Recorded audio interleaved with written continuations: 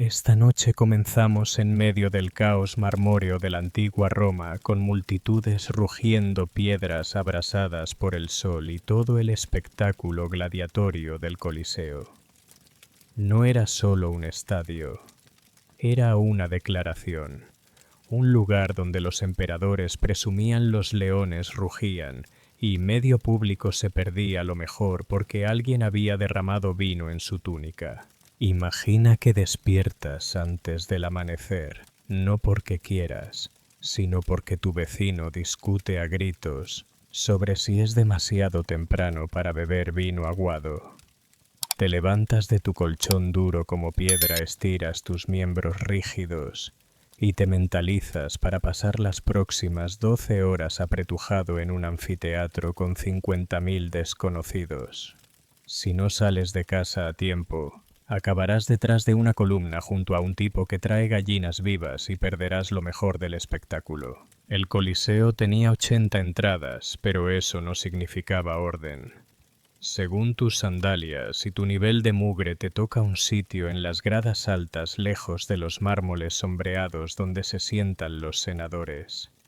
Por el camino pasas vendedores que gritan sobre pasteles de miel, brochetas de salchicha y aceitunas sospechosamente calientes.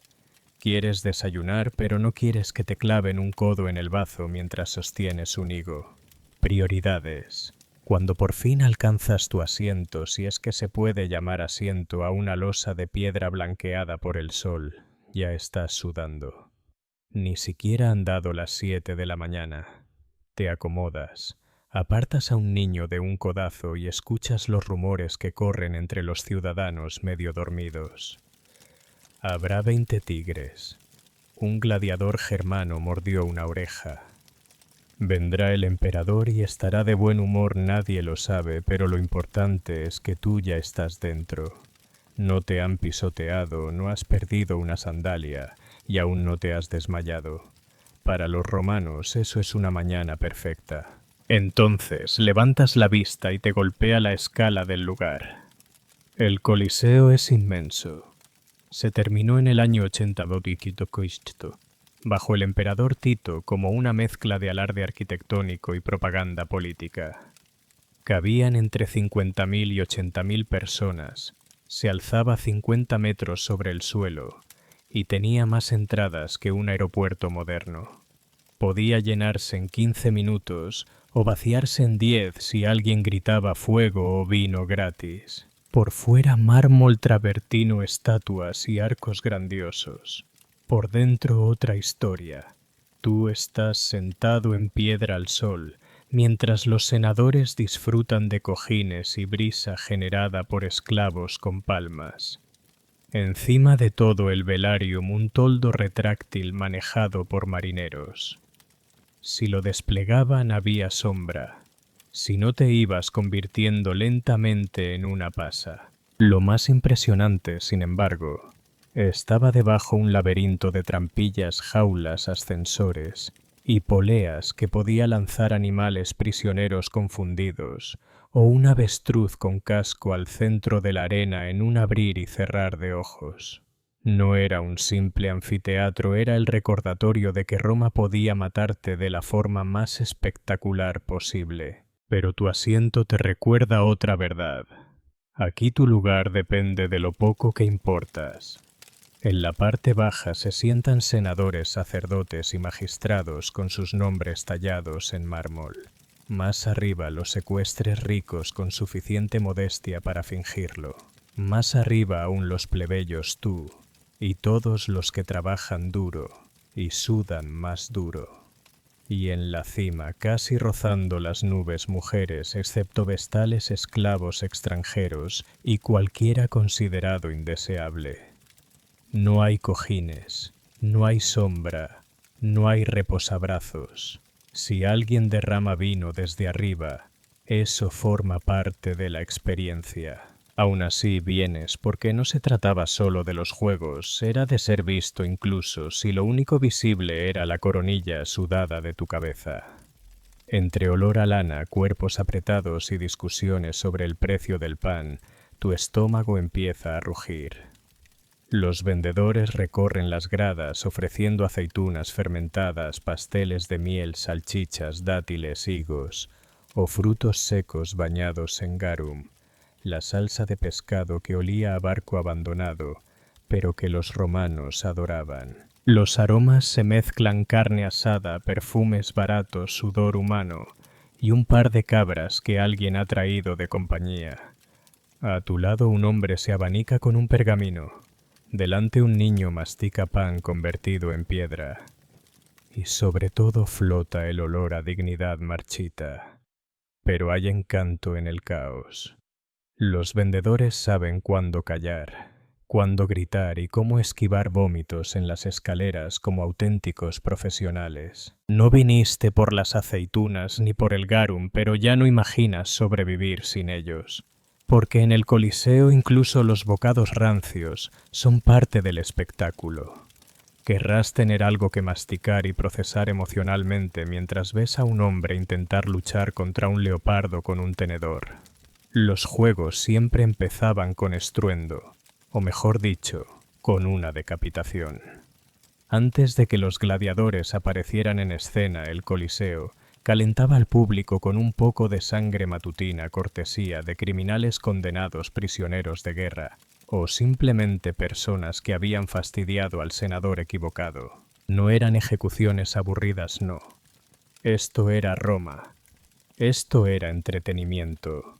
Los condenados a menudo eran obligados a recrear mitos famosos, pero con un realismo tan brutal que haría que cualquier director moderno dijera: «Oye, bájale un poco». La historia de Prometeo. En el mito está encadenado a una roca mientras un águila le devora el hígado cada día. En la versión romana un criminal es encadenado a una roca falsa y un águila de verdad empieza a hurgar en su carne. Nada de simbolismos, extracción de órganos en vivo. Otro favorito del público era Orfeo en el inframundo, que terminaba, como era de esperar, despedazado por animales salvajes. Y sí había leopardos de verdad. Poco a poco entiendes que cuando los romanos decían teatro en vivo lo decían literalmente. El público lo adoraba, animando, riendo y abucheando como si fuese un espectáculo cómico de mala calidad. La lógica era simple: eran criminales, y la ejecución pública era deber cívico y servicio social a la vez. Justicia envuelta en espectáculo, bañada en horror y servida antes del almuerzo. A veces la condena era aún más directa: hombre contra bestia, sin historia detrás, sin música inspiradora. Un hombre frente a un león y que gane quien tenga mejores colmillos. El público disfrutaba la imprevisibilidad. El tipo a tu lado ya grita: «Muerde la pierna» y apenas son las 8:30 de la mañana. Lo más impactante no es la violencia, sino lo normal que parece aquí. Esto no es el plato fuerte, apenas es el calentamiento. Cuando arrastran el último cuerpo y nivelan la arena, te sorprendes aplaudiendo. No porque seas sediento de sangre, sino porque todos aplauden y no quieres parecer el raro. Felicidades, ya estás emocionalmente invertido. Y lo mejor aún no ha empezado.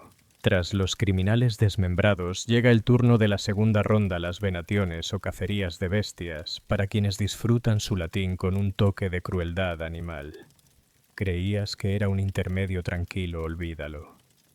Roma no conquistó medio mundo solo para traer seda y especias. Trajo de todo lo que tuviera colmillos. Leones del norte de África, elefantes de la India, osos de la Galia, avestruces de vaya a saber dónde. La arena se transformaba.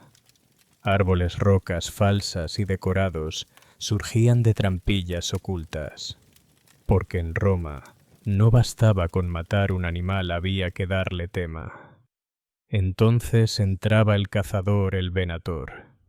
No era un gladiador, sino alguien con menos músculos, más plumas decorativas y probablemente muchas dudas vitales. Su trabajo lucirse, disparar alguna flecha, esquivar al león hambriento que sale del túnel. La multitud se enloquecía. Se hacían apuestas. Detrás de ti alguien ya grita: 2 contra el león, mientras una mujer ofrece pastelitos en forma de leopardo. El capitalismo nunca muere. A veces era un duelo 1 contra 1. Otras caos masivo, una docena de panteras liberadas a la vez, mientras arqueros intentaban no acertarse entre ellos. En ocasiones especiales sacaban elefantes. Nada como ver a un elefante aplastar una aldea bárbara de madera, mientras un funcionario explicaba que representaba la grandeza de Roma sobre tierras incivilizadas. Era mitad espectáculo nacionalista, mitad ataque de pánico con animales.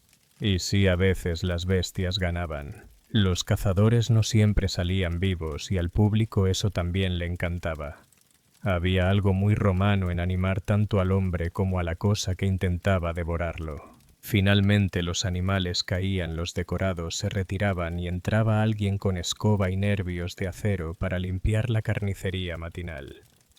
Respiras hondo porque lo siguiente ya es lo esperado, humanos luchando entre sí. El público calla, suenan trompetas y en algún rincón una cabra balbucea nerviosa. Es la hora de los gladiadores. Olvida a los criminales y a los leopardos. Este es el plato fuerte.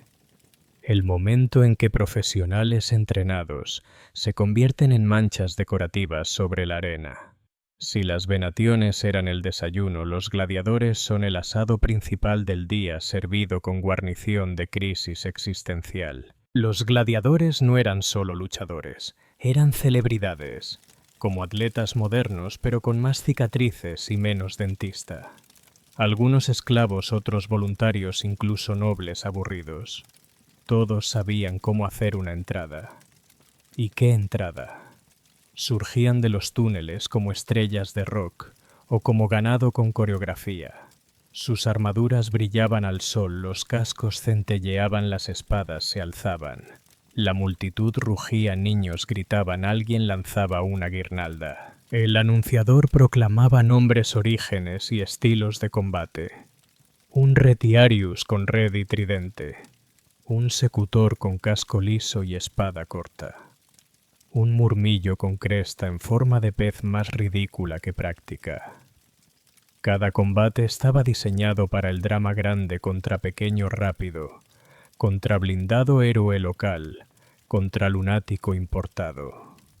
Esto no era una pelea cualquiera, era espectáculo con dirección artística. Y entonces comenzaba el combate. No era un intercambio caótico de golpes. Había estrategia, ritmo, fintas, paradas y sobre todo arena volando por todas partes. Algunos duelos terminaban en segundos, otros se alargaban mientras los gladiadores giraban uno frente al otro como bailarines furiosos con zapatos de hierro.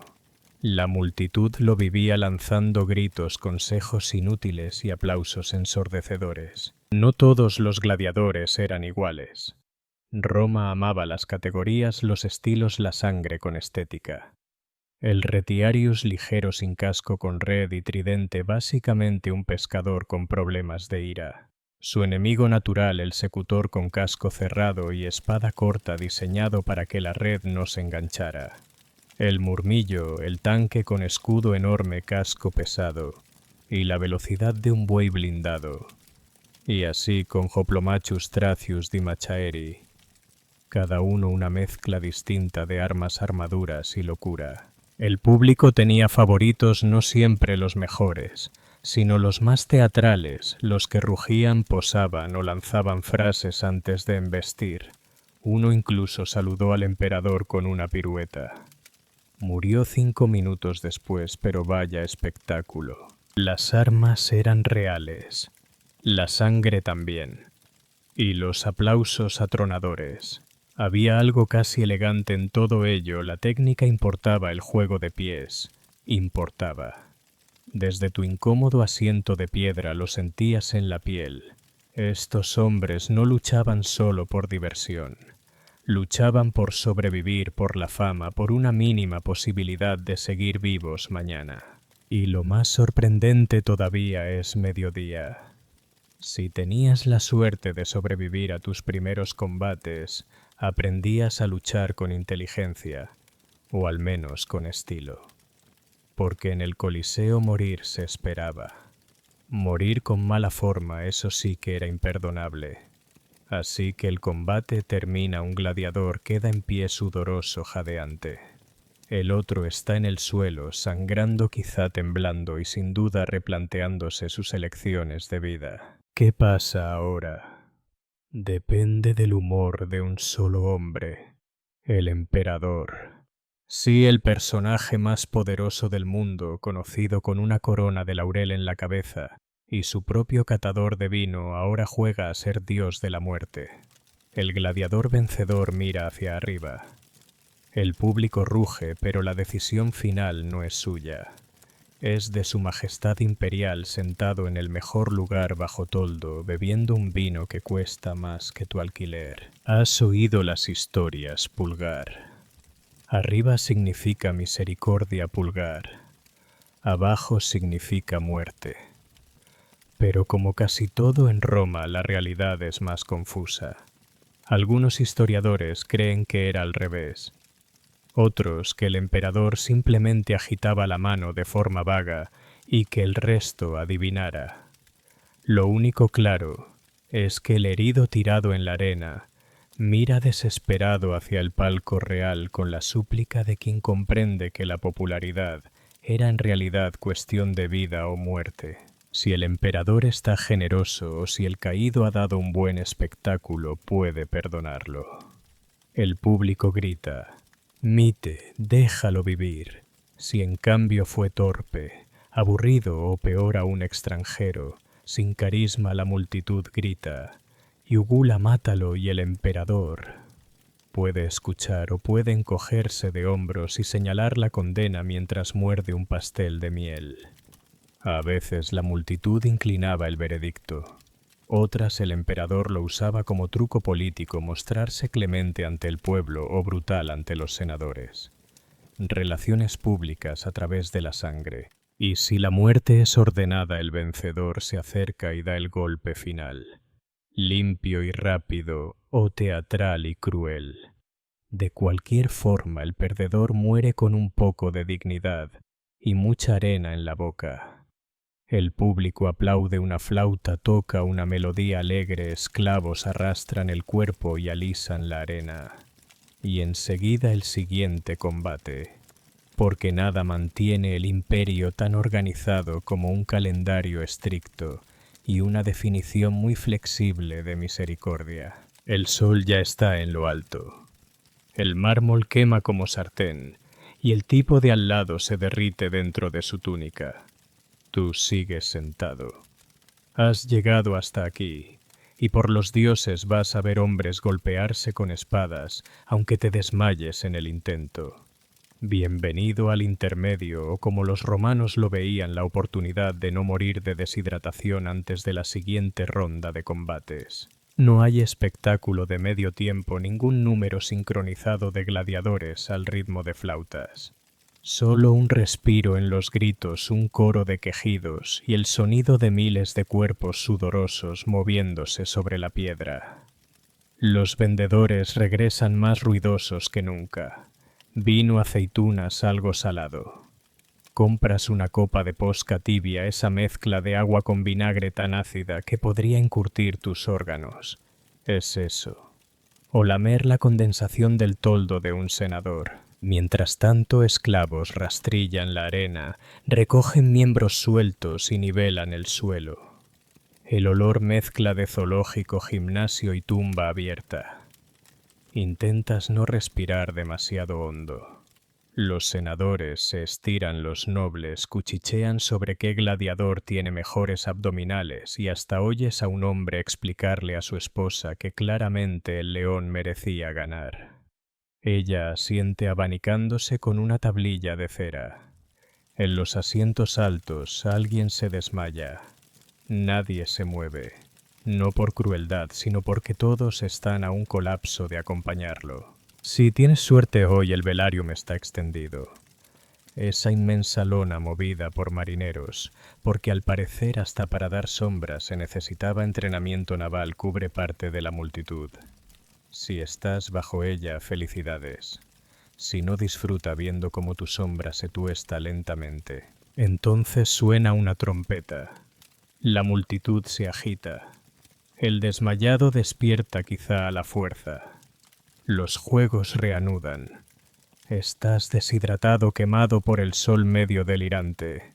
Y aún así no te irías antes de tiempo, porque en el Coliseo romano no solo veías la historia, sudabas dentro de ella. Y justo cuando crees haberlo visto todo, leones, leopardos, gladiadores ensangrentados y un hombre desplomado sobre una bandeja de salchichas.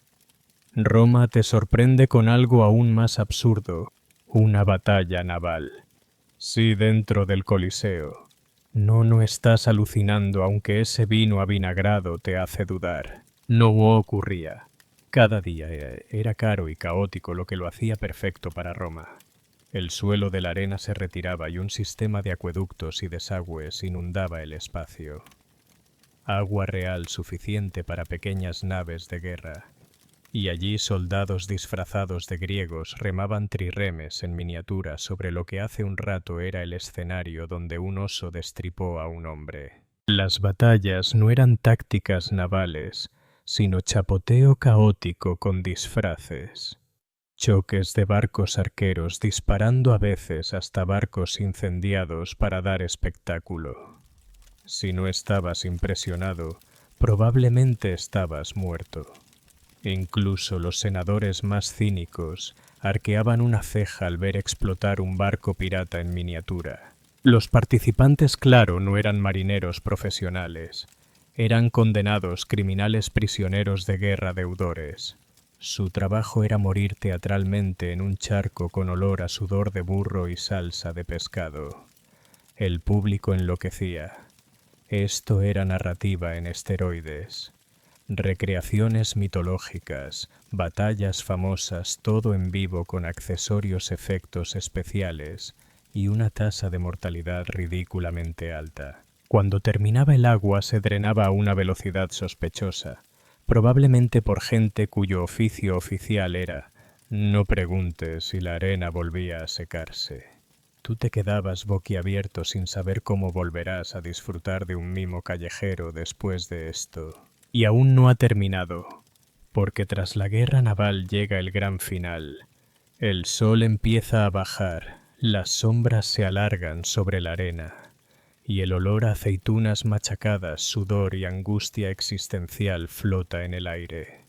Has visto hombres contra bestias, barcos hundirse en un lago improvisado, y más sangre de la que pensabas soportar en un solo día. Lógicamente, este sería el momento de irte a casa a bañarte y reflexionar sobre tus decisiones. Pero no. Esto es Roma. Y Roma siempre guarda el clímax, una orgía final de violencia y teatro para dejar al público tambaleando entre la admiración y las náuseas. A veces eran combates masivos, docenas de gladiadores, lanzados al mismo tiempo en un caos cuidadosamente planificado. Escudos chocaban espadas, volaban la arena, se levantaba como nube de harina en un túnel de viento. No era sutil. Roma nunca lo era. Otras veces espectáculos tan disparatados que rozaban lo imposible, gladiadores contra elefantes con armadura o duelos que recreaban mitos legendarios ensayados durante semanas hasta que uno de los luchadores por accidente ganaba de verdad.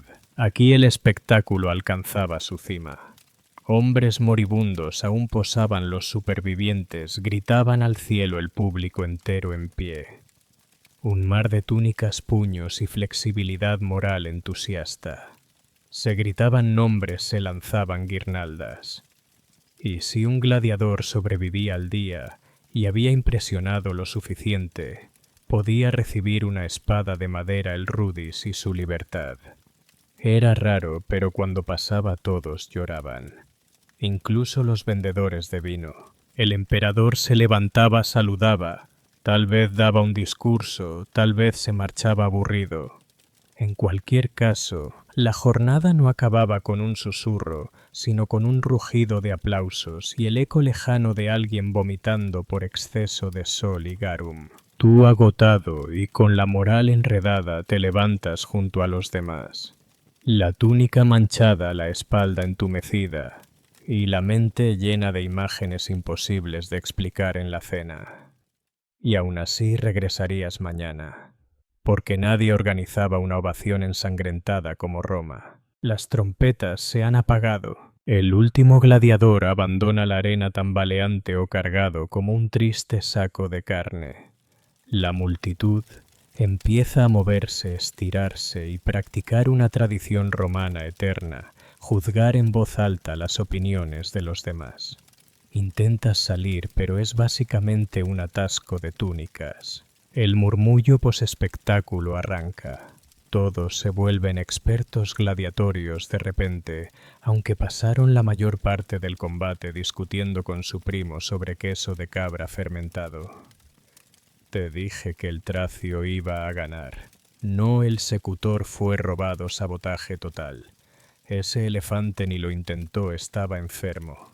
Mientras tanto, los vendedores siguen igual de entusiastas, ofreciendo vino aguado y carnes misteriosas con la misma energía de hace 8 horas. Nada combina mejor con trauma dramático que una brocheta tibia de proteína cuestionable. Las calles alrededor del Coliseo parecen un festival medieval mezclado con un basurero en llamas. Roma no tenía un servicio de limpieza propiamente dicho, a menos que cuentes perros callejeros y esclavos enfadados. Coronas de laurel tiradas, instrumentos rotos, envoltorios de hojas, todo mezclado en lo que siglos después los arqueólogos llamarían evidencia. Niños recrean sus muertes favoritas con palos y alarmante precisión. Espectadores borrachos presumen de la vez que un león les miró a los ojos. Alguien empieza a cantar. Nadie sabe la letra. Nadie lo necesita. Si un gladiador sobrevivió y fue popular, su nombre corría por las calles antes del anochecer. Quizá hasta recibía una invitación a cenar de un senador, o mejor aún un baño. Su nombre aparecía en grafiti grosero: Marcus Matador de 5 guapo. Si murió, tal vez tenía funeral. Dependía del presupuesto. Y tú, agotado, cubierto de una capa de arena y arrepentimiento con las pantorrillas, como si te hubieran pateado 100 centuriones, aún sientes el corazón latiendo. El cerebro zumba con cada grito, cada trompeta. Los juegos han terminado por hoy. Pero las historias, las discusiones y la gloria seguirán resonando hasta que las puertas del Coliseo chirríen otra vez.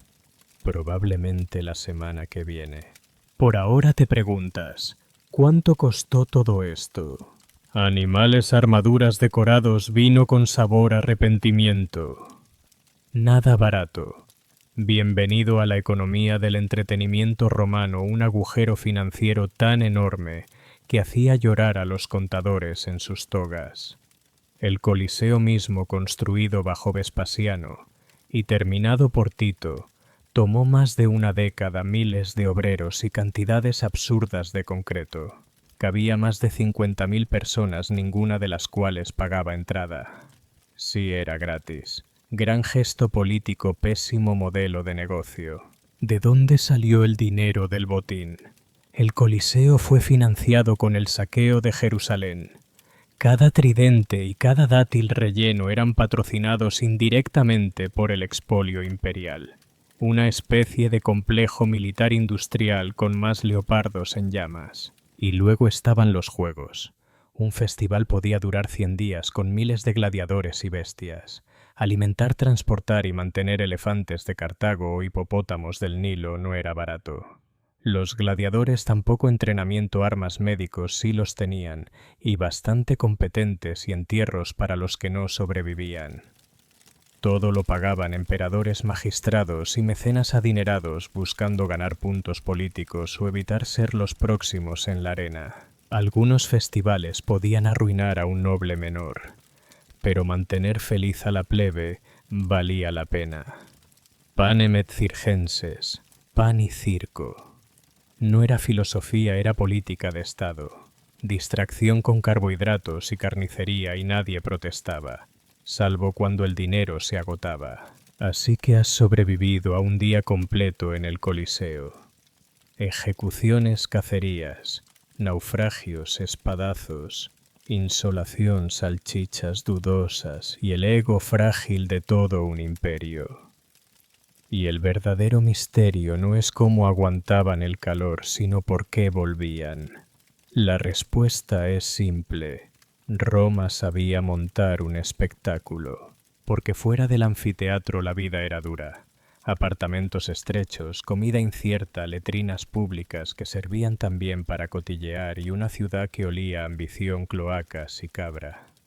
Pero dentro durante unas horas gloriosas no eras un zapatero con dolor de espalda ni un esclavo con mala suerte.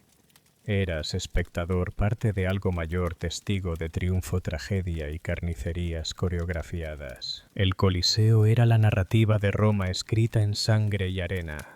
Cada lucha simbolizaba el poder del imperio, la victoria del orden sobre el caos. O al menos la decapitación de un tipo llamado Caos. Y seamos sinceros, los humanos siempre hemos tenido una relación complicada con la violencia. Roma simplemente la industrializó. También estaba la presión social. Todos iban senadores, mercaderes, mendigos, viudas, chismosas. Saltarse los juegos era condenarse a no entender la conversación de la semana. ¿Cómo no viste los avestruces? Y ya nadie quería sentarse a tu lado en la cena.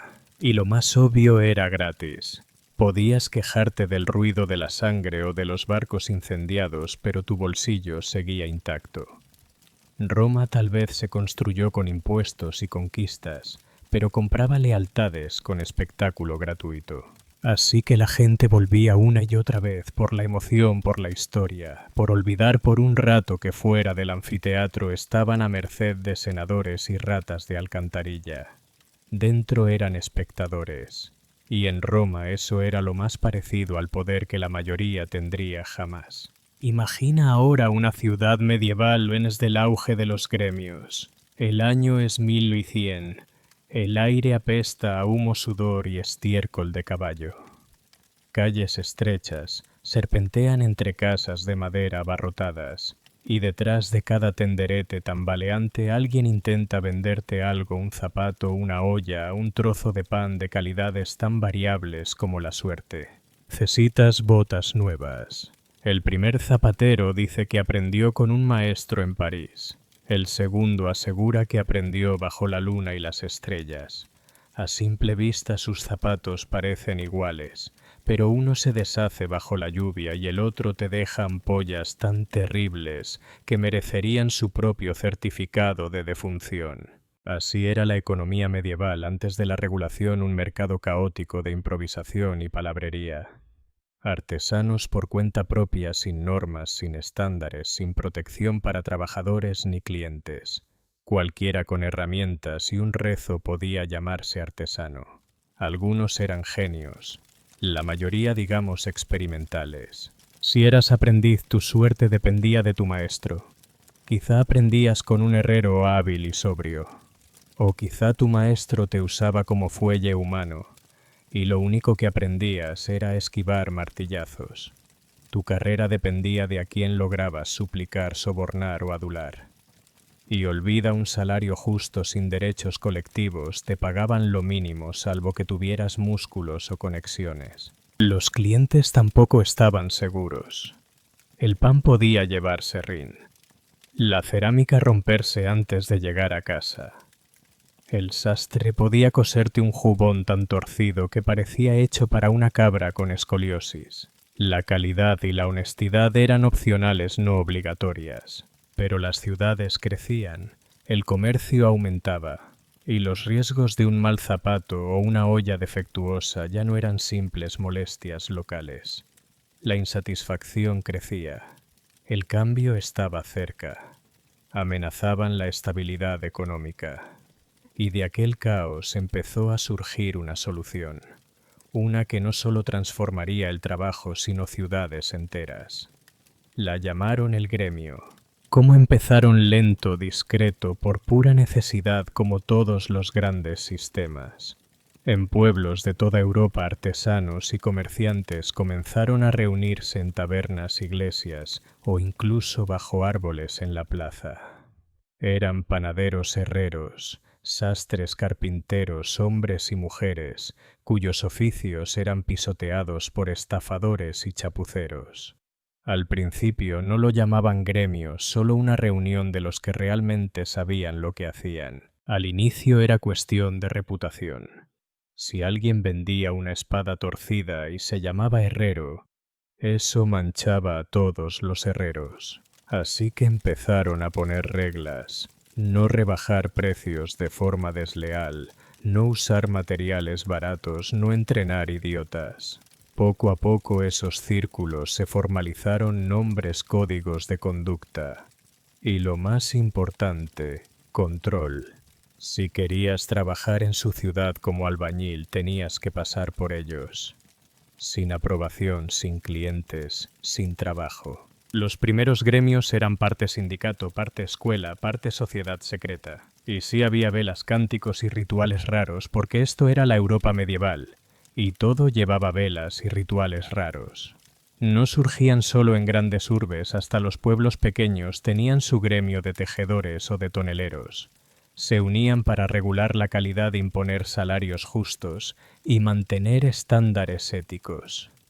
Si vendías pan con huesos molidos, si pasaba el gremio de panaderos, te encontraba, te avergonzaba y probablemente te expulsaba.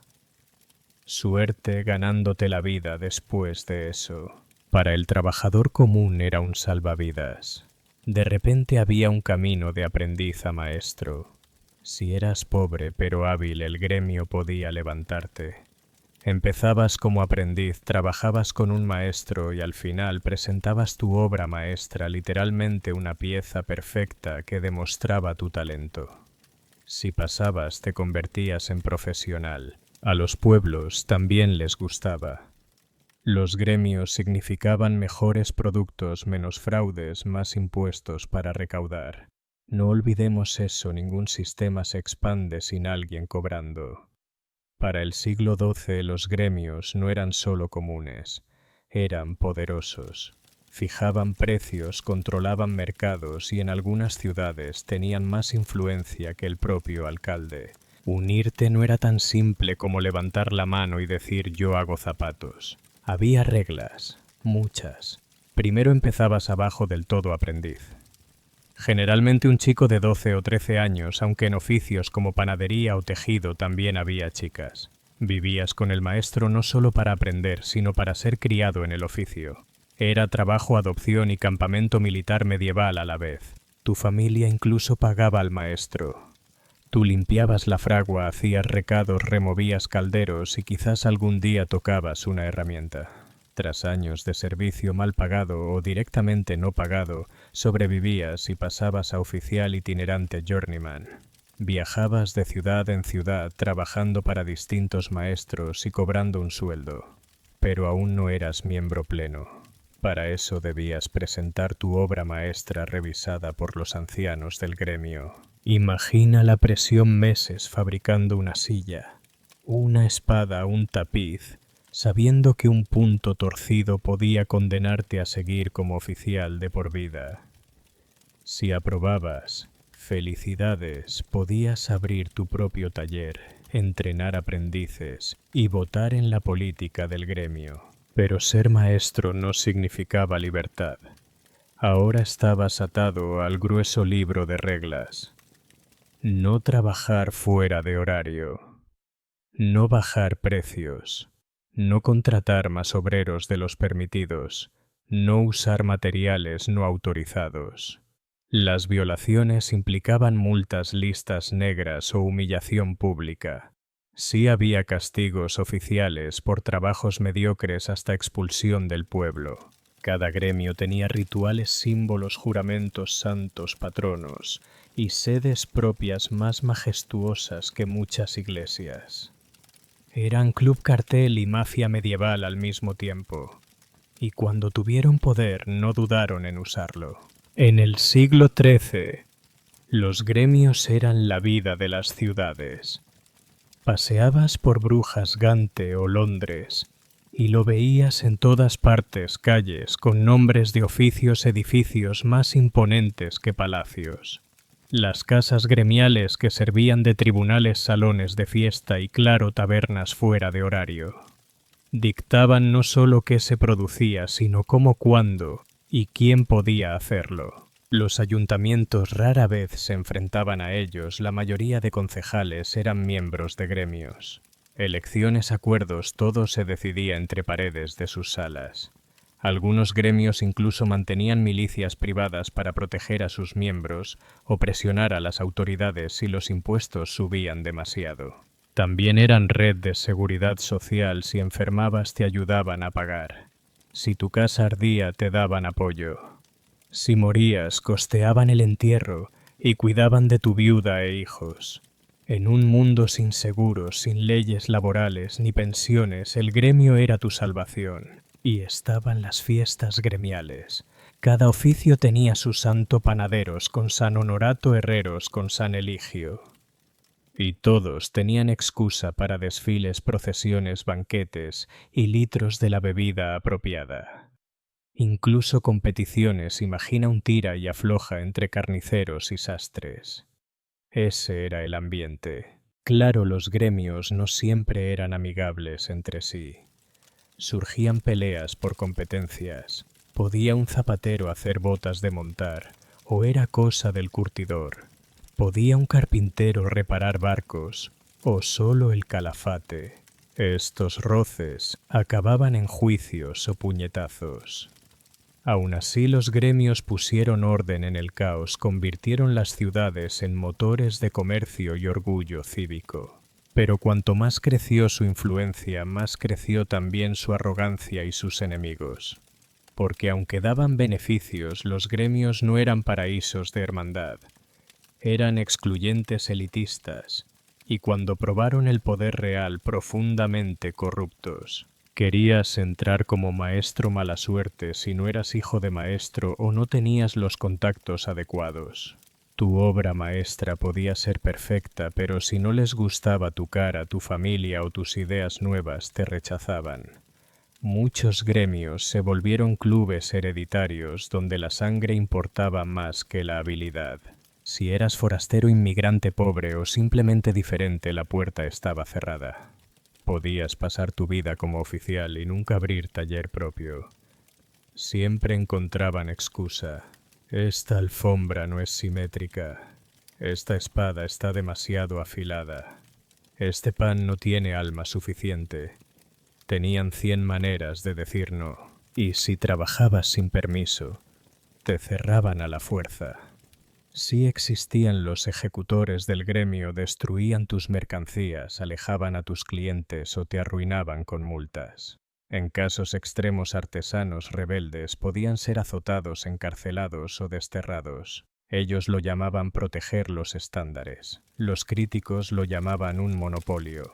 Los maestros de gremio también jugaban sucio en política. Sobornaban a funcionarios para mantener privilegios, esquivar impuestos o intimidar a gremios rivales fuera del poder. Un herrero podía sabotear a un carpintero, un cervecero delatar a un panadero y un sastre manipular votos para quedarse con contratos de la ciudad. No eran solo artesanos, eran hacedores de reyes. Y las mujeres. En teoría, algunos gremios las admitían sobre todo en oficios como tejidos, cerveza y preparación de alimentos. En la práctica casi siempre quedaban al margen. Las viudas de maestros podían heredar talleres, pero rara vez lograban membresía plena. Incluso si manejaban negocios prósperos, muchas veces los gremios las ignoraban, excluían o directamente borraban de los registros. El poder era masculino y hasta las más hábiles tenían que luchar con uñas y dientes por reconocimiento. Los gremios habían nacido como defensores de la calidad y la justicia. Pero hacia el siglo XIV muchos se habían vuelto guardianes egoístas, ricos, rígidos y reacios al cambio. Y esa rigidez sería su mayor debilidad en los siglos por venir. Sin embargo, algo hacían excepcionalmente bien: educación. o más bien dominación vocacional. En una época donde las universidades eran para teólogos juristas y algún monje con buena memoria, los gremios enseñaban lo práctico como hacer botas, construir puentes, elaborar cerveza y no morir en el intento. La formación no era casual. Era un proceso estructurado de años, a menudo brutal. La vida del aprendiz giraba en torno a dos cosas: el taller y el temperamento del maestro. Desde el amanecer hasta el anochecer, observaba, repetía y lentamente ganaba derecho a algo más que barrer el suelo o avivar el fuego. El maestro no era solo jefe, era profesor, padre, disciplinario y, según el punto de vista, un tirano con martillo. La disciplina era estricta, las expectativas altas y los errores raramente tolerados. Quemar un lote de lana una semana de salario perdido. Dejar caer un cincel sobre tu piel limpia la sangre y sigue trabajando. Aún así, esta era la escalera dorada. Un aprendiz ambicioso podía con el tiempo convertirse en oficial, recorrer ciudades para ganar experiencia, y si la suerte acompañaba, presentar su obra maestra y ascender a maestro. Era lo más parecido a movilidad social que ofrecía la Edad Media. Los oficiales itinerantes tenían su propia subcultura. No eran solo obreros, eran aventureros con cinturón de herramientas. Un joven carpintero podía viajar de Colonia a Venecia, aprendiendo técnicas, recogiendo cartas de recomendación y compartiendo historias en tabernas llenas de humo. En regiones como Alemania, estos viajes se formalizaron como la Wanderschaft, con años de ruta y estrictos códigos de conducta. Aquí los gremios fueron astutos, crearon un circuito cerrado de conocimiento. Solo los miembros accedían a herramientas, fórmulas y técnicas secretas, recetas de tintes, proporciones de cerveza, temperaturas de forja. Si querías aprender, tenías que seguir sus reglas. Nada de tutoriales clandestinos, nada de foros abiertos, solo un maestro polvoriento con cicatriz en la cara y muchas opiniones. Así aseguraban generaciones de artesanos leales y competentes, y al mismo tiempo mantenían a los forasteros como forasteros. Para los que lograban entrar, el gremio era la escuela definitiva dura, pero con seguridad de por vida al final del túnel. Porque un gremio no era solo un sindicato ni una máquina económica, era cultura, una forma de vida. Si pertenecías, no solo definía tu trabajo, moldeaba tu identidad, tu fe, tus matrimonios y cómo te juzgaban los demás. Cada gremio tenía santos, patronos, escudos, túnicas ceremoniales, banderas e incluso mascotas. Los panaderos marchaban con lino blanco detrás de un pan dorado en un palo. Los carniceros portaban cuchillos con cintas. No eran simples desfiles, eran exhibiciones públicas de orgullo, jerarquía y riqueza. Sabías quién era el gran maestro por su capa de terciopelo y cuello de piel. Y también qué gremio prosperaba por el tamaño del buey que asaban en la plaza. La membresía significaba estatus. Incluso el oficial más bajo en un gremio respetado podía mirar por encima al campesino independiente. Los maestros solían estar entre los hombres más ricos, y sus hijas eran codiciadas como esposas. Casarse con una familia de gremio era ascenso social asegurado, pero no todo era pompa. Los gremios también cultivaban hermandad y en algunos casos sororidad. Si un miembro moría, los demás se encargaban de su funeral y de vestir a sus hijos. Si alguien enfermaba o le robaban las herramientas, se organizaba una colecta. Era una comunidad unida por juramentos, oficio y a menudo cerveza. El calendario gremial marcaba el ritmo del año, fiestas, santos, aniversarios, obligaciones religiosas. Los miembros asistían juntos a misa, hacían obras de caridad y celebraban con orgullo la importancia de su oficio. En un mundo de guerra, peste y hambruna, el gremio daba estructura y sentido divino al trabajo. Pertenecer significaba tener identidad en el gran orden medieval. Pero a medida que Europa cambiaba, la pregunta surgía: ¿podría ese orden sobrevivir? Durante siglos, los gremios habían dominado las calles titanes económicos en capas de terciopelo. Pero hacia los siglos XV y XVI empezaron a aparecer grietas en sus cimientos de piedra. La población creció. Las ciudades explotaron. El comercio se disparó. Los gremios diseñados para comunidades pequeñas no podían controlar un mundo que giraba más rápido de lo que ellos podían regular. Sus reglas cuidadosas no podían seguir el ritmo de nuevos trabajadores, bienes y, lo peor de todo, ideas. Llegaron los mercaderes. Mientras los gremios fabricaban, ellos movían mercancías. No les importaba la tradición, les importaba el beneficio. Fundaron ligas, carteles, navieros, dinastías bancarias. Para ellos la eficiencia superaba la pureza. El Renacimiento tampoco ayudó. Pensadores y reformadores cuestionaban todo: religión, monarquía, jerarquías de oficios. Los críticos llamaban a los gremios frenos del progreso demasiado rígidos, demasiado protectores, demasiado obsesionados con secretos. La imprenta difundía nuevas técnicas sin pedir permiso a nadie. Y el golpe definitivo, el capitalismo. Europa se volcó a economías de mercado. Emprendedores abrían talleres fuera del control gremial, contratando decenas de obreros no cualificados para producir barato y en masa, sin necesidad de obra maestra. Este protoindustrialismo hacía que la escalera de aprendiz oficial maestro pareciera desesperadamente lenta. Los monarcas además centralizaban el poder. Querían controlar comercio e impuestos directamente. Los gremios estorbaban. Cartas revocadas, reglas reescritas, privilegios eliminados. En algunos lugares fueron prohibidos. Intentaron adaptarse, fusionarse, modernizarse, pedir favores reales. Pero la marea estaba en contra. Para el siglo XVIII, en muchas ciudades los gremios eran fósiles ceremoniales. Aún hacían fiestas, desfiles, discursos, pero el poder económico real estaba en otro lado. Lo que había nacido como fuerza revolucionaria de orden y calidad se había convertido en lo que más temían: un obstáculo al progreso. Aún así, su legado no desapareció, solo cambió de forma. Las escuelas de oficios, la idea de entrenar bajo un maestro antes de certificarte, el concepto mismo de obra maestra como prueba de habilidad, todo viene de ellos.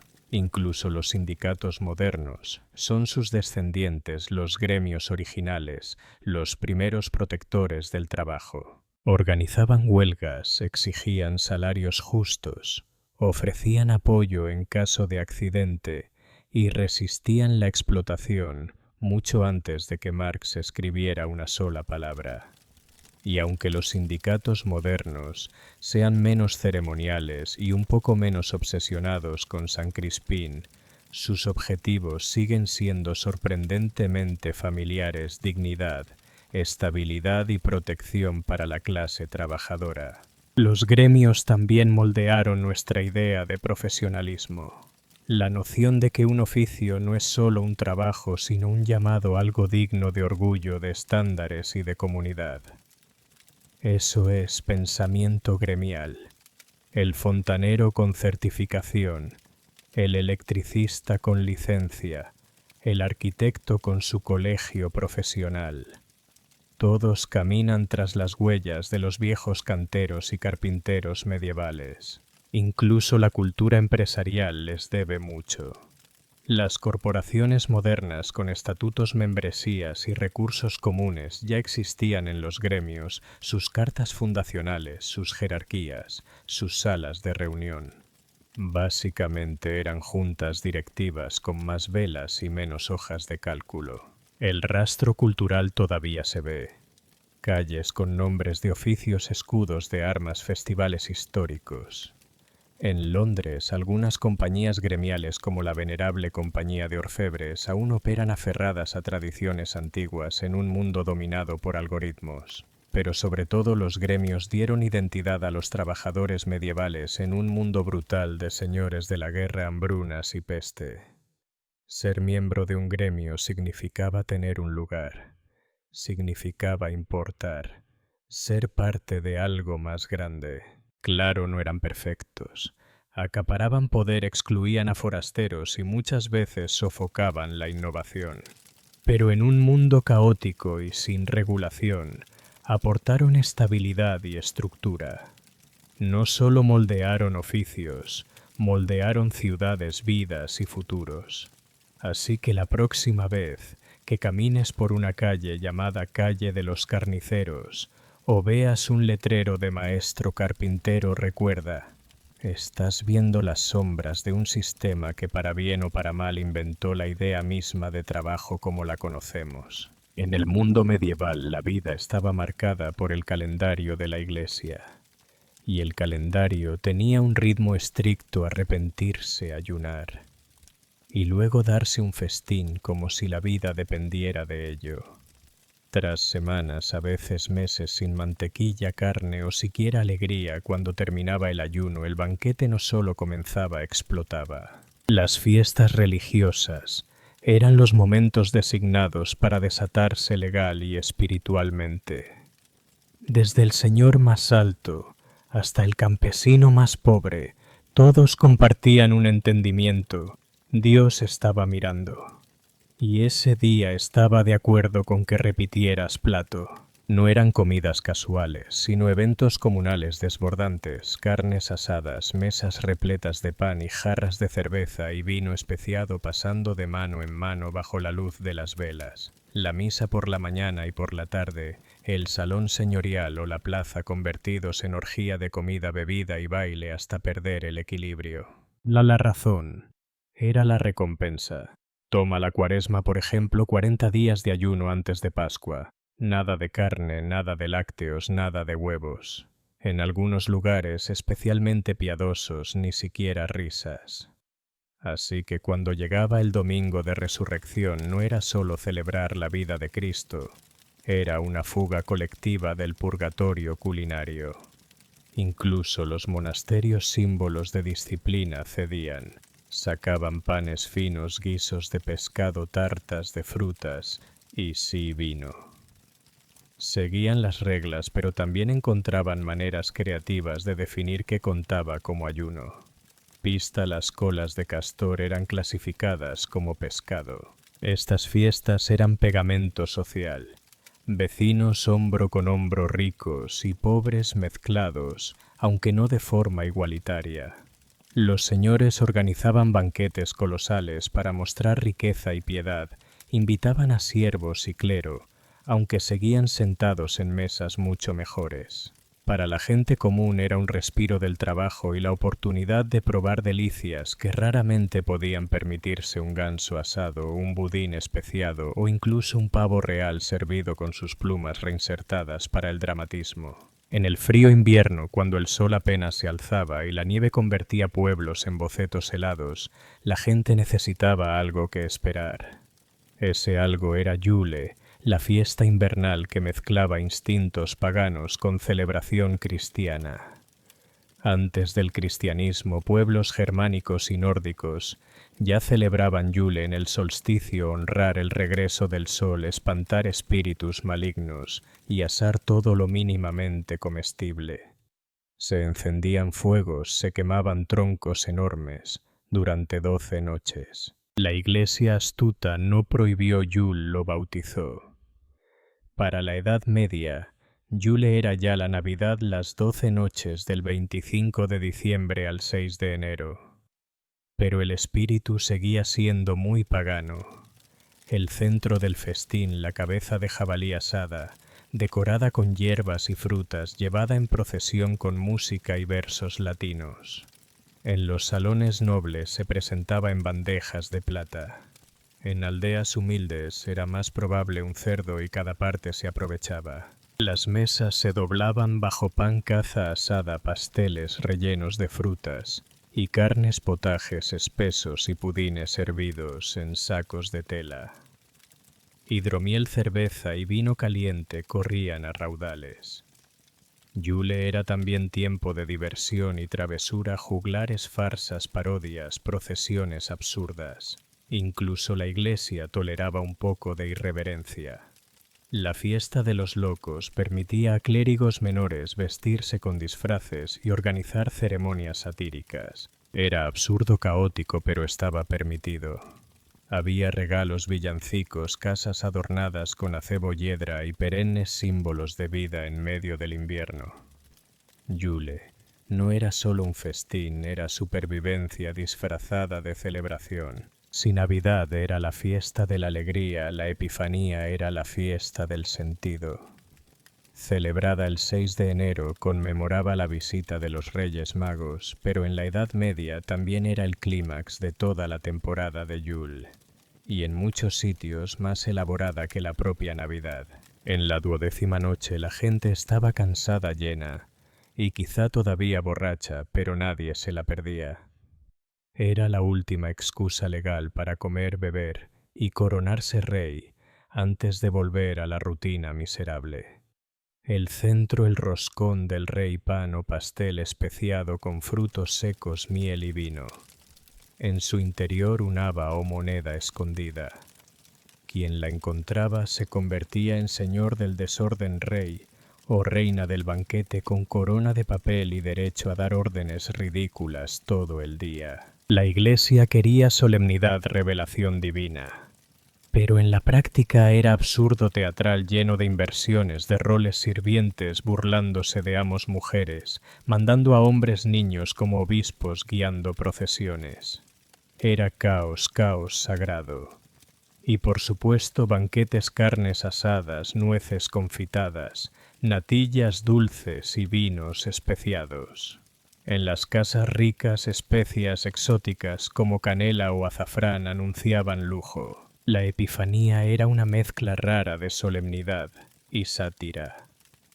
Y como todo en la Edad Media se celebraba a lo grande. Un día sagrado endulzado con azúcar, sarcasmo y simbolismo. Recordaba a los medievales que incluso en el orden social más rígido había espacio, aunque breve, para el juego, la inversión y el misterio. Tras la Epifanía volvía el largo invierno, pero por una última noche brillante el mundo se ponía patas arriba y todos jugaban el papel. Si los banquetes eran fuego, la Cuaresma era el cubo de agua fría. 40 días sin contar los domingos de disciplina, negación y resistencia espiritual que preparaban el triunfo de Pascua. En términos prácticos, una sequía culinaria que hacía que la Pascua supiera a cielo. Todo empezaba el miércoles de ceniza después de los excesos del carnaval o Shroptide, aquella orgía previa al ayuno en la que la gente vaciaba despensas con panqueques, salchichas, mantequilla y huevos. Era la versión medieval de cómetelo todo antes de empezar la dieta. Luego la diversión se detenía. Carne prohibida. Lácteos, huevos y ciertas grasas también vetados según región y devoción. Nada de leche en la papilla, ni queso con pan ni manteca en las verduras. La dieta giraba en torno a pescado, legumbres, cebollas y nabos. Los monasterios tenían manuales completos de austeridad. La gente común seguía el ejemplo, más o menos. Algunos soportaban con humildad. Otros buscaban resquicios. En Francia las colas de castor se clasificaban como pescado y entraban en el menú. Las ocas barnaclas, aves misteriosas que supuestamente crecían en madera flotante, también contaban como medio pez, medio ave. Ciencia no. Truco espiritual, sí. Pero para la mayoría la Cuaresma era dura. Especialmente para los pobres que no tenían carne salada ni lujos que sacrificar. Simplemente pasaban más hambre. Los niños se apagaban, la energía desaparecía de campos y talleres y el mundo se volvía gris espiritual y literalmente. Precisamente por eso la Pascua era tan importante. Cuanto más duro el ayuno, más gloriosa la recompensa. La privación era un montaje psicológico para la fiesta más grande del año. Llegado el Sábado Santo, las cocinas despertaban. Se encendían hornos, se batía mantequilla, se guardaban y rompían huevos, se aderezaban corderos, se horneaban panes dulces y se descorchaba vino. El hambre terminaba, y lo que seguía no era un banquete cualquiera, era una explosión de color, sabor, música y resurrección. La vigilia pascual larga de noche preparaba el terreno. Gente con velas, himnos, espera de la luz. Cuando las campanas sonaban y se proclamaba: Cristo ha resucitado, la ciudad entera exhalaba. El ayuno había terminado. Empezaba la fiesta. En el centro el cordero asado. Simbólico sí, pero sobre todo delicioso. Representaba al Cordero de Dios y la vuelta de la carne tras 6 semanas de soñar con ella. Los ricos podían añadir jamones terneros o incluso cochinillos enteros con manzana en la boca. Los más pobres se contentaban con huevos, quesos y panes enriquecidos con mantequilla, lujos recién recuperados. Los huevos estaban por todas partes hervidos, pintados escondidos en natillas o en tartas, símbolo de nueva vida, y de gallinas que no habían dejado de poner durante todo el ayuno.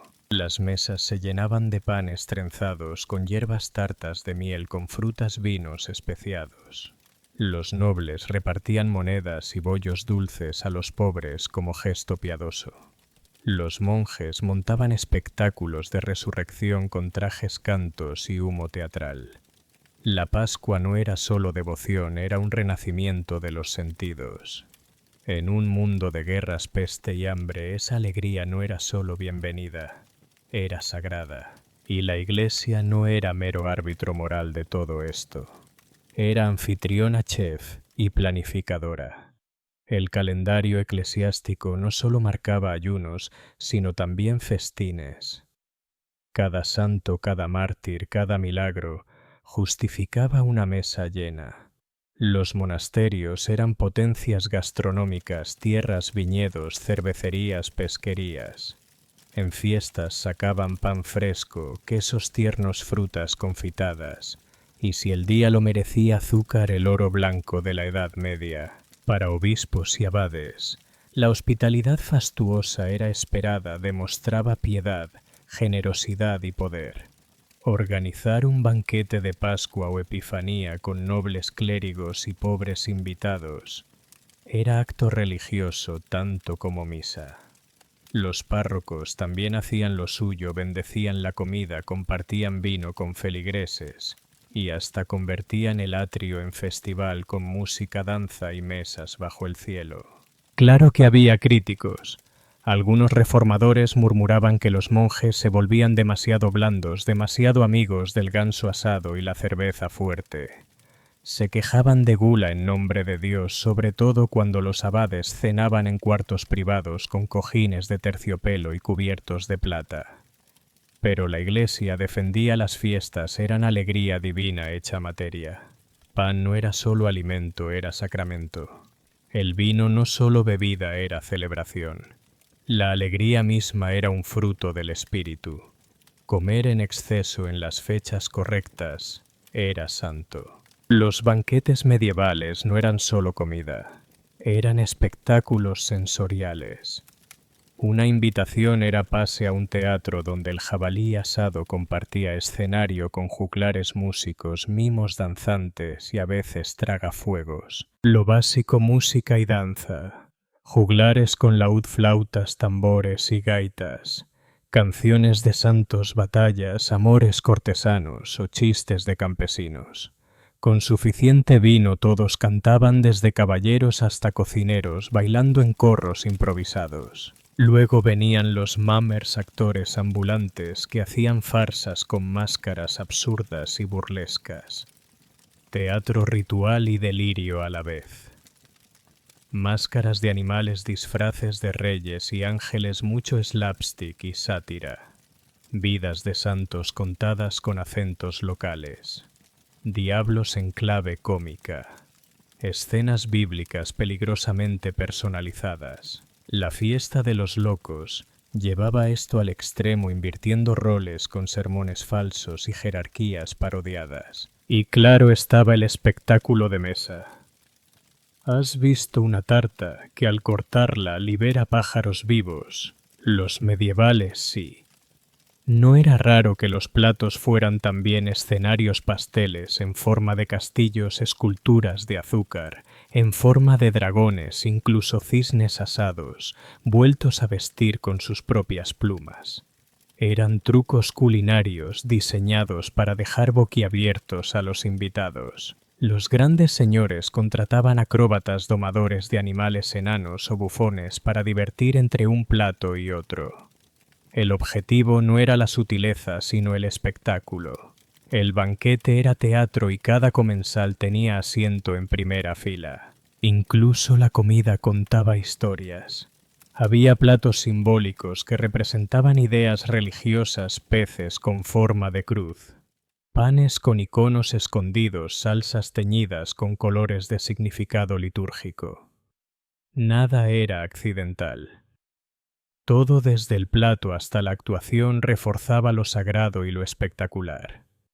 Comer en un banquete festivo medieval era estar dentro de la historia, cantar, reír, asombrarse con fuegos artificiales o castillos comestibles. En un mundo sin Netflix, aquello era el estreno de temporada. Y venía acompañado de pudín. Claro que no todos los festines eran iguales. El calendario litúrgico era compartido por campesinos, sacerdotes y reyes, pero lo que llegaba al plato dependía del estatus. En teoría todos celebraban la misma fiesta. En la práctica unos sorbían caldo de col mientras otros degustaban pavo real asado. En la base los campesinos. Para ellos los días festivos eran una pausa escasa frente a la monotonía y el hambre. La mayor parte del año comían gachas de cereal pan áspero y las verduras que resistían en la bodega. Pero en Pascua o Epifanía hasta la choza más pobre intentaba algo especial, sacrificar una gallina, batir la mantequilla guardada durante semanas, rellenar tartas sencillas de manzanas o cebollas. La cerveza corría un poco más libre, y si el señor local tenía ánimo piadoso o político, organizaba banquetes públicos en la plaza con carne asada, sopas o bollos dulces para la multitud. En las ciudades, la incipiente clase media de mercaderes y artesanos celebraba con más estilo. Tenían acceso a mejores ingredientes, especias importadas o hornos mayores. Sus mesas festivas lucían frutas secas, tortas de miel, embutidos, empanadas de carne y coscurados bajo adoquines húmedos. Los gremios solían organizar banquetes comunales reforzando hermandad y orgullo cívico. Era muestra de éxito económico y cohesión social. Pero los nobles convertían el festín en arte escénico. Una Navidad o Pascua real no era comida, era mensaje. Jabalíes asados con manzana en la boca, torres de mazapán, peces teñidos de dorado, pasteles en forma de animales, castillos o santos. Cada servicio llegaba con música, fanfarrias y desfiles de sirvientes portando antorchas. Los ingredientes venían de lejos: canela de Ceilán, azúcar de Venecia, naranjas de España. Todo era elaborado, excesivo, pensado para impresionar. A diferencia de los campesinos, los nobles comían pan blanco, bebían vinos finos y gracias a dispensas especiales disfrutaban de carnes prohibidas a otros en tiempos de ayuno. Así que sí, todos festejaban, pero tu lugar en la mesa decía quién eras en el mundo. Mucho después de que se sirviera la última cabeza de jabalí, cuando los juglares callaban y las campanas entonaban los últimos himnos, el recuerdo de los festines medievales seguía vivo en recetas, rituales y en la memoria. No eran simples excesos, eran anclas de identidad, marcadores del tiempo, la unión de lo sagrado y lo comunitario.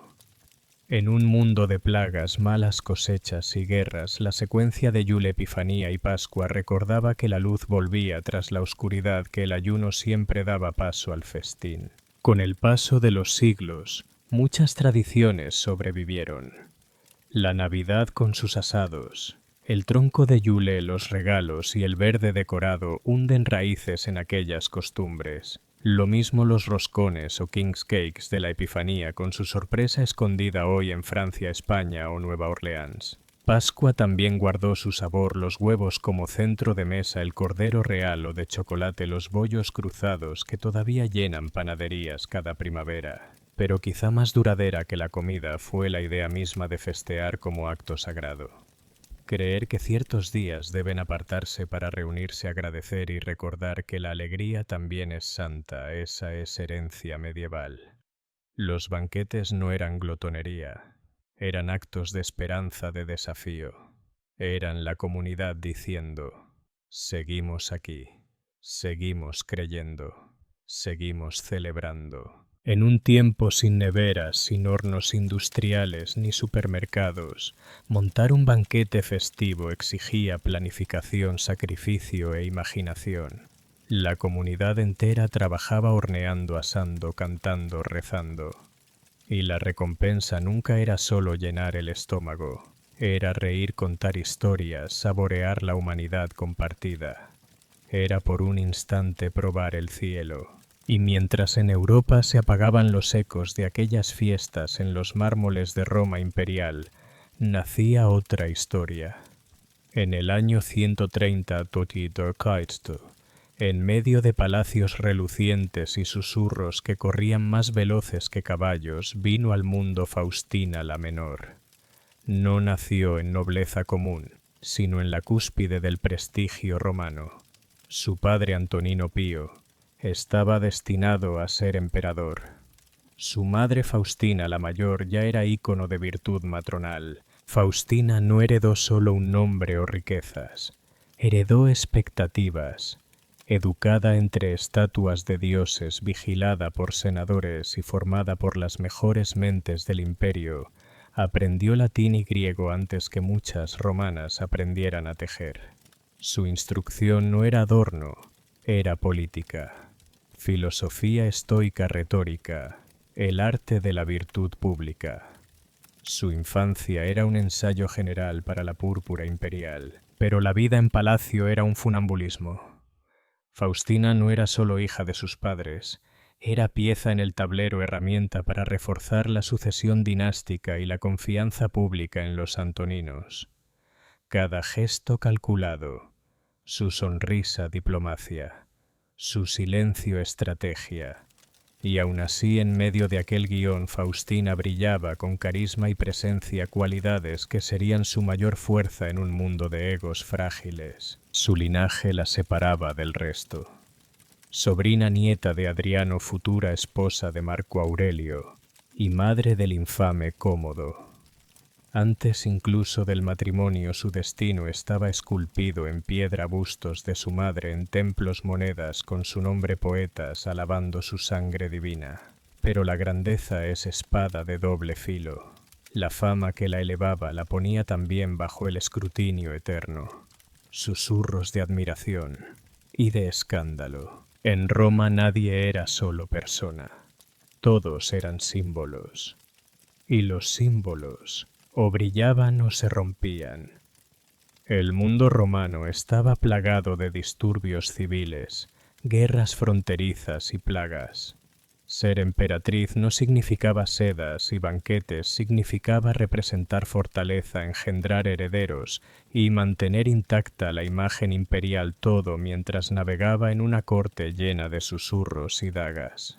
Faustina la menor aceptó el desafío. Abrazó el papel de augusta consorte del emperador con convicción. Su imagen se levantó en estatuas a lo largo del imperio. Se acuñaron monedas con su efigie junto a Marco Aurelio, señal de su papel central en la estabilidad de Roma. No se limitaba a estar al lado del trono, compartía su peso. Y también asumió el papel tradicional de madre del imperio de manera literal. Durante su matrimonio dio a luz al menos a 14 hijos, aunque solo unos pocos sobrevivieron a la infancia. Entre ellos, el más famoso o infame fue Cómodo, el niño que más tarde gobernaría y casi arruinaría Roma. Pese a las pérdidas y la presión política, Marco la adoraba. En sus meditaciones, esa obra íntima de reflexión estoica, dejó entrever la gratitud profunda por la fuerza y la lealtad de su esposa. La llamó fiel, alabó sus virtudes, incluso cuando la corte murmuraba sobre ella, porque a pesar de su dignidad, los rumores la seguían como perfume historias de amantes de manipulación política de conductas escandalosas, algunas exageradas, otras inventadas por enemigos, otras quizá demasiado cercanas a la verdad. Fuera cual fuera la realidad, Faustina no era un adorno pasivo. Era fuerza junto al trono elegante, eficaz, y ya entonces polémica. Ser emperatriz de Roma no era solo un título, era ser madre no solo de hijos, sino del imperio entero. Y Faustina lo vivió en carne propia. Los partos eran política y dolor. Cada nacimiento era un seguro para la dinastía. Cada muerte infantil, una herida privada hecha pública, en altares rituales de luto y procesiones solemnes. Entre sus hijos, Lucio Aurelio Cómodo, nacido en el 161 de Cristo, fue criado como esperanza de Roma. Faustina volcó en él cuidados y formación rodeándolo de filósofos y esclavos educadores. Pero no fue solo madre en sentido biológico. Se convirtió en madre del ejército. Acompañó a Marco en campañas militares, llevó a sus hijos consigo, vivió entre tiendas y soldados. No era una diosa distante en torres de marfil. Estaba allí presente en las penurias y en los triunfos. Los legionarios la adoraban llamándola Mater Castrorum, madre del campamento, un título que ninguna otra emperatriz había ostentado. Y no era ceremonial, lo ganó y tuvo peso real. Sin embargo, con el poder llegó la sospecha. No todos aceptaban que una mujer ejerciera tanta influencia en la moral de las tropas y en la política imperial. Era demasiado poderosa, demasiado libre, realmente leal. En medio de ese clima, la relación entre Marco y Faustina sorprendía. Lo que en papel era puro cálculo dinástico, la hija de Antonino Pío casada con el hijo adoptivo y heredero, se transformó en un lazo auténtico. Marco, el filósofo estoico, que rara vez mostraba emociones, escribía de ella como su esposa más fiel y amada.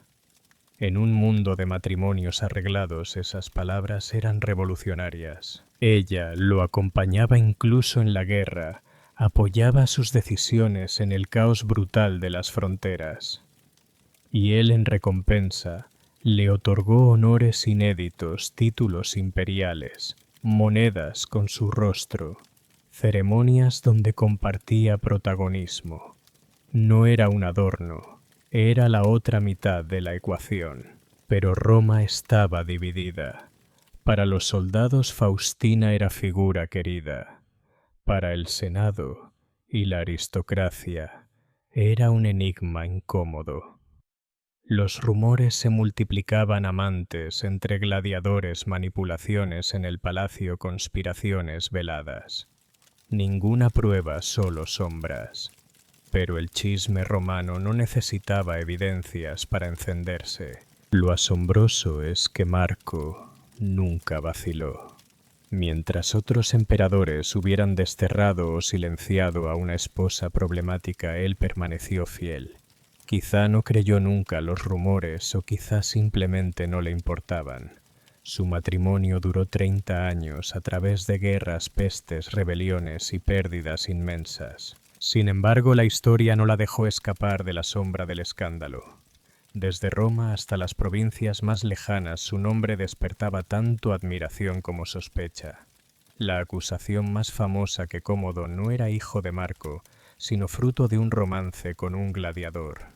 Una historia digna del anfiteatro La Emperatriz, descendiendo de su pedestal de mármol para acostarse con los campeones ensangrentados de la arena. Escandaloso, sí. Cierto casi con toda seguridad no. Pero la leyenda persistió porque servía. El Senado detestaba a Cómodo y necesitaba un culpable para sus excesos. Y Faustina, ya muerta, cuando su hijo subió al poder, era un blanco perfecto. Otros relatos la pintaban como intrigante, como una Helena de Troya romana, cuya belleza y poder podían inclinar el destino del imperio. Como tantas mujeres poderosas de la antigüedad, su visibilidad fue imán de calumnias. Que dormía en tiendas de campaña, que comía con centuriones, que sus obras de caridad eran teatro político. Que no era madre piadosa, sino estratega astuta. Y aún así Marco Aurelio nunca dejó de honrarla. La llamó leal, levantó estatuas en su nombre, y después de su muerte defendió su memoria. O era ciego a sus faltas, o entendía que no eran más que rumores. En realidad los escándalos dicen más de Roma que de Faustina.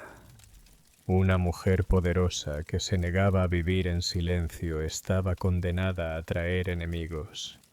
Y Faustina, para bien o para mal, nunca jugó en pequeño. Era casi impensable que una emperatriz romana siguiera a las legiones en campaña, pero ella lo hizo. En el año 161 Marco Aurelio heredó un imperio en crisis. Desde la frontera parta en oriente hasta el turbulento Danubio en el norte Roma ardía.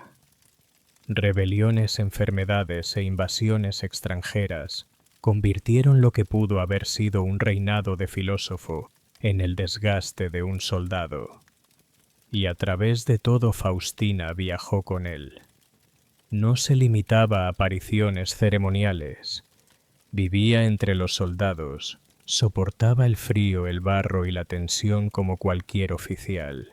Visitaba los campamentos, organizaba suministros, cuidaba la moral de las tropas. Para los hombres no era una diosa distante grabada en monedas, estaba allí en persona compartiendo las penurias de la guerra con gracia imperial. Durante las guerras marcomanas a orillas del Danubio, Faustina ganó su título más famoso, Mater Castrorum, madre del campamento. No fue un apodo halagador, sino un reconocimiento formal de su presencia y liderazgo. Era revolucionario, ninguna emperatriz había recibido tal honor. Mientras los emperadores mandaban por decreto, ella inspiraba con su presencia. Para muchos soldados y provincias se convirtió en símbolo de esperanza. Pero para los senadores tradicionales era un escándalo una mujer entre tiendas de campaña, participando en consejos de guerra, compartiendo mesa con centuriones. Ellos murmuraban horrorizados. Los legionarios, en cambio, la adoraban. En el 175 Faustina la Menor murió repentinamente en la ciudad remota de Jalala, en Capadocia. Apenas tenía unos 45 años. Su muerte llegó poco después de la rebelión de Avidio Casio, el general que se proclamó emperador creyendo que Marco había fallecido. La insurrección fracasó, pero sacudió al imperio. Algunos enemigos insinuaron que Faustina había apoyado a Casio en secreto, aunque lo más probable es que fuera difamación. Lo cierto es que su muerte destrozó a Marco Aurelio. Lejos de mostrarse estoico, lloró en público con lágrimas y honores. Ordenó al Senado que la deificara y así fue. Faustina se convirtió en diosa diva Faustina. La ciudad donde murió pasó a llamarse Faustinópolis. Se erigieron templos, se acuñaron monedas con su efigie coronada de estrellas, y en Roma se levantó un templo en su honor junto a Marco. La deificación no borró las habladurías, los rumores de infidelidad y conspiración siguieron vivos. Pero como todo dios romano no necesitaba ser perfecto, solo simbólico. En la memoria colectiva Faustina pasó a la eternidad. Había vivido entre luces y sombras, amado intensamente, gobernado con audacia y muerto lejos de su hogar. Cuando Marco murió en el 180 dejó el trono a su hijo Lucio Aurelio Cómodo, nacido de Faustina. Por un instante pareció que la dinastía estaba asegurada. Cómodo fue el primer emperador en casi un siglo nacido para gobernar no adoptado. Pero pronto quedó claro que no era Marco Aurelio. Su reinado fue una mezcla de paranoia, crueldad y excesos. Se proclamó Hércules reencarnado, luchó en la arena como gladiador, rebautizó Roma con su propio nombre y dejó el poder real en manos de cortesanos y asesinos. Y entonces surgió la pregunta: ¿fue Faustina culpable? Los historiadores antiguos ávidos de moralizar cargaron contra ella. Si Cómodo era un monstruo, debían culpar a su madre. La acusaron de haberlo malcriado, de haber sembrado la corrupción. Pero la verdad es más compleja. Faustina murió cuando él era todavía un adolescente. Había supervisado su educación con filósofos y tutores, había viajado con él en campaña. Pero ningún padre ni madre podía controlar el futuro de Roma. Quizá su muerte temprana privó a Cómodo del único ancla que lo mantenía firme. Así la memoria de Faustina quedó ligada para siempre a la sombra de su hijo. Fue deificada, sí, pero también convertida en símbolo trágico, la madre de un emperador desastroso. Hoy, casi 2 milenios después, su historia aún late en estatuas de mármol, en monedas gastadas y en los ecos de los cronistas. Su legado es un mosaico de contradicciones: emperatriz y escándalo, madre y manipuladora, diosa y mujer mortal. Los soldados la recordaron como Mater Castrorum, la emperatriz que compartió barro y nieve.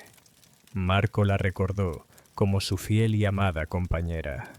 Pero los historiadores la convirtieron en musa de rumores, culpable de infidelidades y de la caída de Roma. Sus estatuas la muestran serena, con rizos perfectos y la mirada elevada hacia el cielo.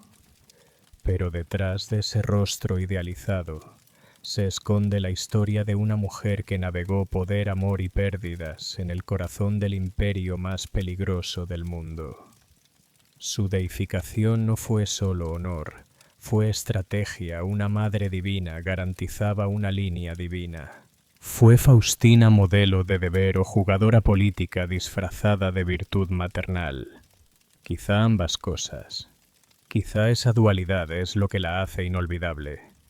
Vivió en un mundo de sombras y espectáculos donde las mujeres solo podían gobernar tras máscaras. Faustina llevó muchas: diosa, esposa, madre, seductora, musa de soldados. Pero debajo de todo, hubo siempre una mujer real luchando por sobrevivir en Roma.